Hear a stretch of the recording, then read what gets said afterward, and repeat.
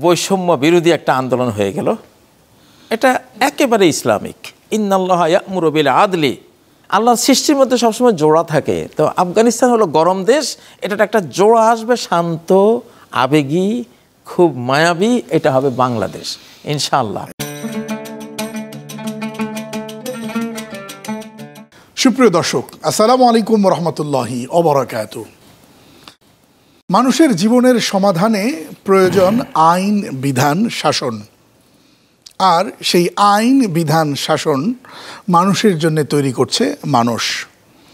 মানুষের চিন্তা, গবেষণা যদিও সীমিত, মানুষের জ্ঞান অবশ্যই সীমিত। আর অসীম জ্ঞানের অধিকারী মহান আল্লাহ সুবহানাহু ওয়া তাআলা। কিন্তু মানুষরা মানুষের প্রয়োজনে যে আইন, বিধান বা শাসন ব্যবস্থা তৈরি করছেন সেটি মস্তিষ্ক প্রসূত এবং সেটাকেই সঠিক মনে করছেন। আর যখন আল্লাহ সুবহানাহু ওয়া তাআলার দেয়া আইন, বিধান, শাসন আনা হচ্ছে, সে নিয়ে নানান কথা, নানান প্রশ্ন। এই সকল বিষয় নিয়ে আমাদের আজকের আয়োজন। ইসলামী শাসন ব্যবস্থা কি এই যুগে চলে? আর এই বিষয় নিয়ে কথা বলবার জন্য যে আয়োজন নিবেদন করেছে আকিজ পাইপ। আর আমাদের সাথে আছেন বিশিষ্ট আলেমে দ্বীন, বিশিষ্ট ইসলামিক স্কলার জনাব মুফতি কাজী মোহাম্মদ ইব্রাহিম সাহেব। স্বাগত আপনাকে। আসসালামু আলাইকুম। ওয়ালাইকুম আসসালাম ওয়া রাহমাতুল্লাহি ওয়া বারাকাতুহু। আমি ভূমিকাটা লম্বা করে ফেলেছি, যদি বলেন এই যুগে কি আসলেই চলবে ইসলামী শাসন ব্যবস্থা? এই যুগে সবচেয়ে সুন্দর চলবে ইসলামী শাসন ব্যবস্থা। ফালা আল্লাহ আখিরাহা আন ইয়াকুনা আহসানাহা হুসনান ওয়া আমাকাহা উমকান ওয়া আরাদাহা আরদান।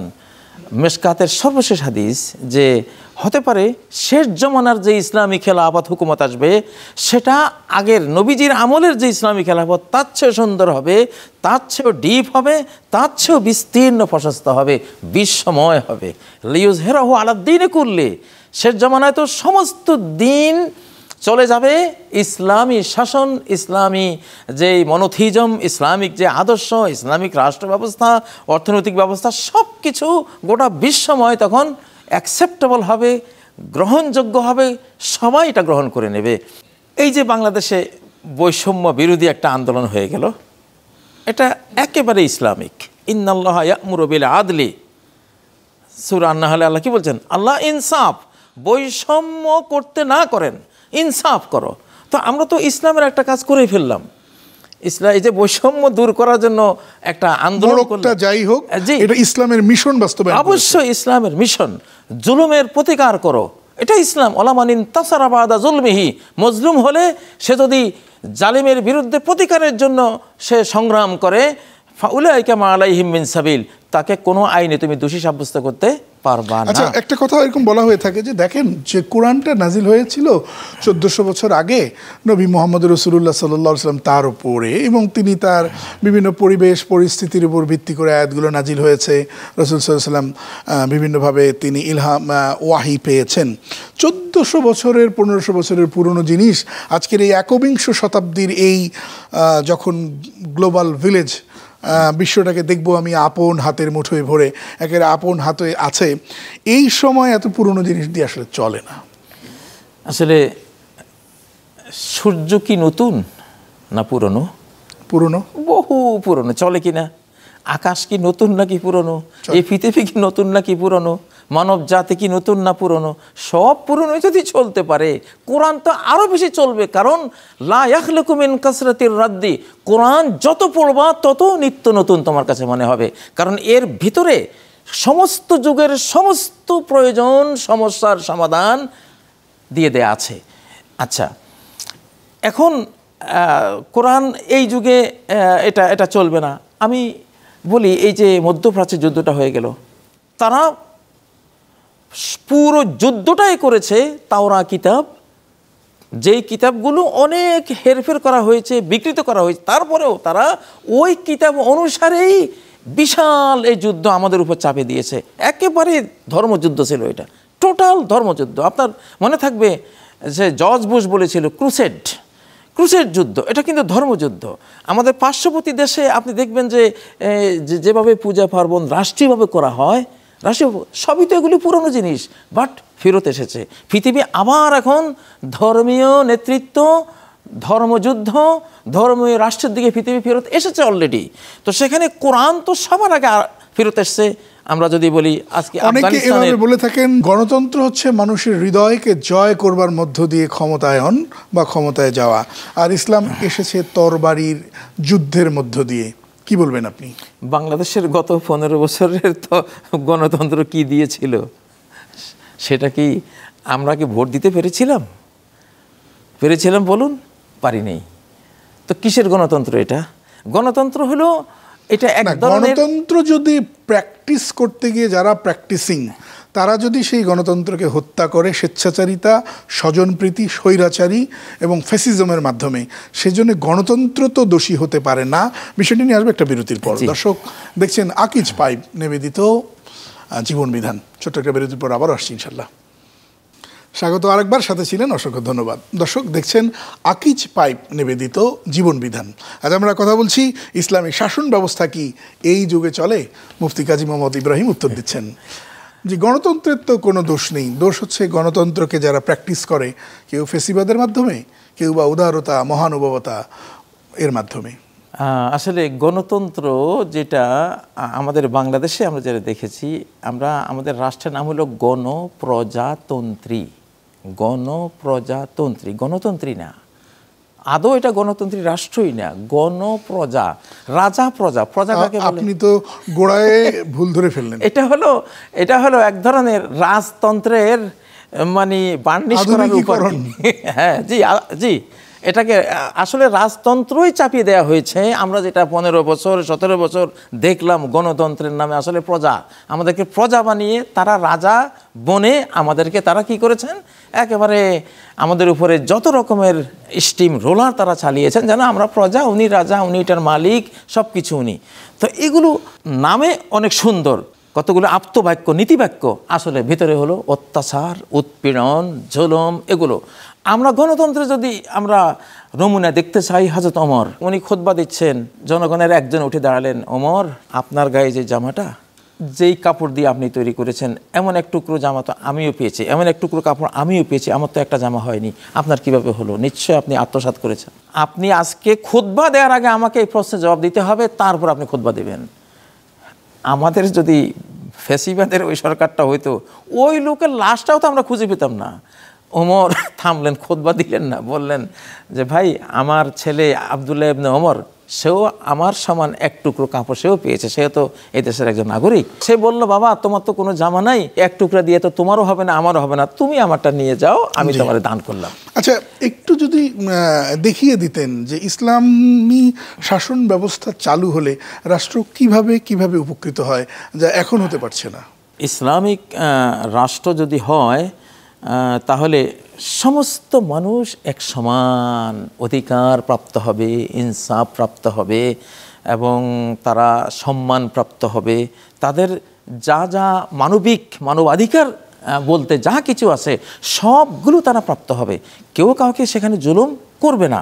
আমাদের সংবিধানের এই 4টি মৌলিক বিষয়ের মধ্যে এগুলো কিন্তু আছে, যেটি আপনি বলেছেন, তার মানে এটা তো ইসলামেরই পার্ট। কিন্তু যেহেতু আমরা ইসলামকে কমপ্লিটলি গ্রহণ করি নাই, এই জন্য আমরা এগুলোর মর্ম বুঝি নাই, আমরা এগুলোকে শুধু মুখেই রেখেছি, বাস্তবে আমরা রাখিনি। কয় না, কাজীর গরু কিতাবে আছে, গোয়ালে নাই।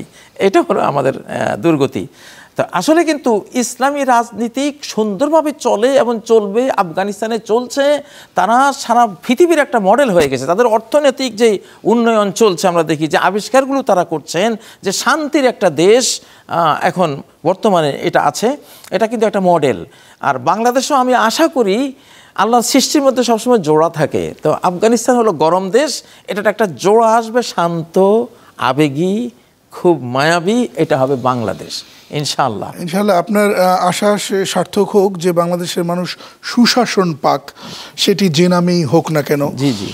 বাংলাদেশের প্রচলিত যে সকল বড় রাজনৈতিক দল আছে, ওনারাই নিজেরাই যদি ইসলামের সকল বিধিবিধান অনুযায়ী দেশ পরিচালনা করেন, তাহলে তো আর নতুন করে কোনো ইসলামিক রাজনৈতিক শক্তির উত্থানের কোনো প্রয়োজন নেই। আপনি কি মনে করেন? আমি তো সেটাই মনে করি। একটা নীতি যদি সুন্দর থাকে, শাসন পদ্ধতি যদি ভালো থাকে, আপনার বীজ ভালো, পানি ভালো, সব কিছু ভালো, সেখানে তো ফসল ভালো না হয়ে পারে না। তো এখানে আসলে আমাদের নীতির মধ্যে গলদ, গোড়ায় গলদ, আমাদের জ্ঞানের মধ্যে গলদ, এই গলদগুলো ওভারকাম করতে হবে, এগুলো থেকে আমাদেরকে সরে আসতে হবে। এবং আমি মনে করি খোলাফায়ে রাশেদার তাদের ফলোয়ার হয়ে আজকেও হোয়াইট হাউসে হযরত ওমরকে তারা স্মরণ করে, সুলতান সুলেমানকে স্মরণ করে, আওরঙ্গজেবের ইতিহাস আজও মানুষ ঘাটে যে কিভাবে সম্ভব ছিল এত সুন্দর সাম্রাজ্য এইভাবে পরিচালনা করেছেন। পক্ষান্তরে আমরা যদি দেখি, এই দেশ তো শাসন করে গেছেন শাহজালাল রহমতুল্লাহ আলাই। আমি যদি বলি আইয়ুব খান রহমতুল্লাহ আলাই, ইয়াহিয়া খান রহমতুল্লাহ আলাই, অমুক রহমতুল্লাহ, সবাই আমাকে কিভাবে দেখবে? তির্যক চাহনি দেবে, কি বলে লোকটা। আর শাহজালাল রহমতুল্লাহ আলাই, খান জাহান আলী রহমতুল্লাহ আলাই, শাহ মাকদুম রহমতুল্লাহ আলাই, ওনারা তো দেশ শাসন করে গেছেন। কীভাবে শাসন করেছেন? অবশ্যই ইসলামিক সৃষ্টিকর্তার মূল নীতিতে তারা দেশটাকে এমন সুন্দরে শাসন করে গেছেন। আজও তাদের নামে বিমানবন্দর হয়, তাদের নামে বিভিন্ন ব্যবসায়িক সেন্টার হয়, তাদের নামে বিশ্ববিদ্যালয় হয়। তো এগুলি তো এই বাংলাদেশে আমরা এক্সাম্পল সেট করতে পারি যে আমরা যদি ইসলামিক রাজনীতিটা এই দেশে আনতে পারি, আমাদের শাসকদের এই করুণ পরিণতি হবে না, জনগণেরও এই করুণ পরিণতি হবে না। মুফতি কাজী মোহাম্মদ ইব্রাহিম, আপনাকে অসংখ্য ধন্যবাদ আমাদেরকে সময় দিয়ে চমৎকার আলোচনা করার জন্য। আপনাকেও অনেক অনেক ধন্যবাদ। দর্শক, শেষ করবো যাবার আগে যে কথাটি বলতে চাই, এতে তো কোনো সন্দেহ নেই যে আল্লাহ আমাদের সৃষ্টি করেছেন। তো যিনি সৃষ্টি করেছেন তিনি কি শুধু মরার পরে আর কবরে আর ওপারের সমাধানের জন্য বিধান দিয়েছেন, আর আমার পৃথিবীতে আমার শান্তিনীতি, চুক্তিনীতি, বন্দিনীতি, পররাষ্ট্রনীতি, স্বরাষ্ট্রনীতি, অর্থনীতি, রাজনীতি, এই সকল জায়গায় তিনি আমাদের সমাধান দেবেন না? এইরকম কি রব হয়? এরকম কি সৃষ্টিকর্তা হয়? উত্তর তো নিশ্চয়ই না। তিনি আমাদের রব, তিনি আমাদের শুধু সৃষ্টিই করেননি, আমাদের ভারসাম্য রক্ষা করেছেন। আর সেই ভারসাম্য কি জীবনের এই সবচেয়ে গুরুত্বপূর্ণ জায়গা হচ্ছে যে নীতিমালার মধ্য দিয়ে রাষ্ট্র চলবে, দেশ চলবে, সেই জায়গায় এসে কোরআন কি তার কথা চুপ করে থাকবে? সেটা তো অবশ্যই নয়। সমস্যা হলো সেই কোরআনটাও পড়লাম না বুঝে বুঝে, শুধু সওয়াবের আশায় গুনগুন করে না বুঝে পড়ে গেলাম, অথচ এখান থেকে শিক্ষা নিলাম না। একটা কবিতা শুনিয়ে শেষ করতে চাই। আর কবিতাটি লিখেছেন পার্শ্ববর্তী দেশ ভারতের একজন সফল প্রেসিডেন্ট, যার নাম পণ্ডিত শঙ্কর দয়াল শর্মা।